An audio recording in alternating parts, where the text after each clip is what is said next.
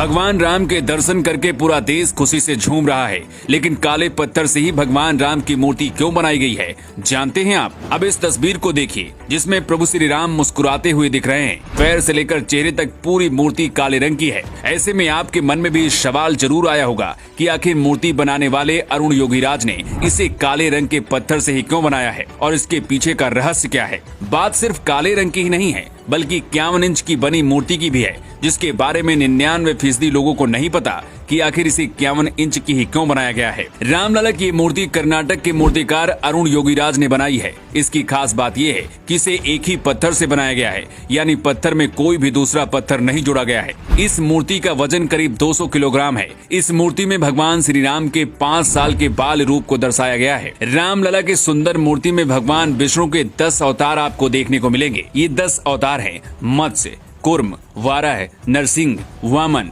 परशुराम, राम, कृष्ण, बुद्ध और कल्कि हैं। मूर्ति को अगर आप ध्यान से देखोगे तो इसमें भगवान विष्णु के सभी अवतार आपको नजर आएंगे। ऐसा इसलिए क्योंकि भगवान राम भी विष्णु के अवतार हैं। रामलला की इस मूर्ति में एक तरफ हनुमान और दूसरी तरफ गरुड़ नजर आ रहे हैं। ये मूर्ति की भव्यता में 4 चांद लगा रहे हैं। रामलला की इस मूर्ति में मुकुट के साइड पर सूर्य भगवान, शंख, स्वास्तिक चक्र और गदा नजर आ रहा है। लेकिन रामलला की मूर्ति काले पत्थर से ही क्यों बनाई गई है, इसकी वजह भी जान लीजिए। दरअसल जिस पत्थर से रामलला की मूर्ति बनाई गई है, ये कोई मामूली पत्थर नहीं है, बल्कि शालिग्राम पत्थर है। ये पत्थर भगवान राम की ससुराल नेपाल की गंडक नदी में पाया जाता है। शालिग्राम पत्थर को बहुत ही पवित्र माना जाता है और हिंदू धर्म के लोग अपने घरों में इस पत्थर की पूजा भी करते हैं। माना जाता है कि शालिग्राम पत्थर में भगवान विष्णु होते हैं और भगवान राम विष्णु के ही अवतार हैं। इसलिए इसी शालिग्राम से रामलला की मूर्ति बनाई गई है। जिस शालिग्राम पत्थर से रामलला की मूर्ति बनाई गई है, ये जल रोधी होता है, मतलब इसमें पानी का कोई असर नहीं होता, बल्कि इसकी चमक पानी से और ज्यादा बढ़ती जाती है।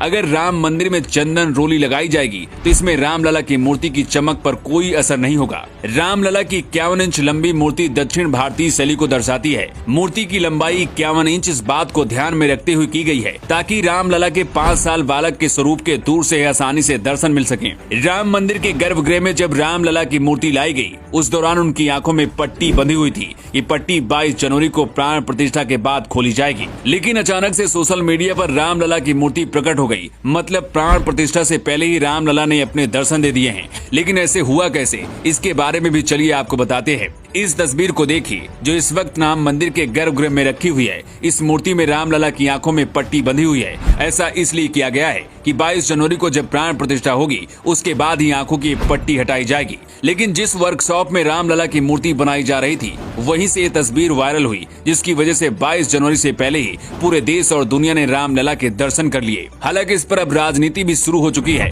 विरोधी दलों का कहना है कि जो मूर्ति रामलला की प्रकट हुई थी, उसे क्यों नहीं रखा जा रहा है, नई मूर्ति बनाने की क्या जरूरत थी। इसके जवाब में राम मंदिर ट्रस्ट का कहना है कि रामलला की इस बड़ी मूर्ति के साथ छोटी मूर्ति वहीं पर मौजूद रहेगी, लेकिन बड़ी मूर्ति इसलिए होगी ताकि आसानी से भगवान श्री राम का हर कोई दर्शन कर सके। भगवान राम की इस मुस्कुराती हुई तस्वीर को देखकर पूरा देश खुशी में डूबा हुआ है और हर किसी की जुबान पर सिर्फ एक ही नाम है, वो है जय श्री राम।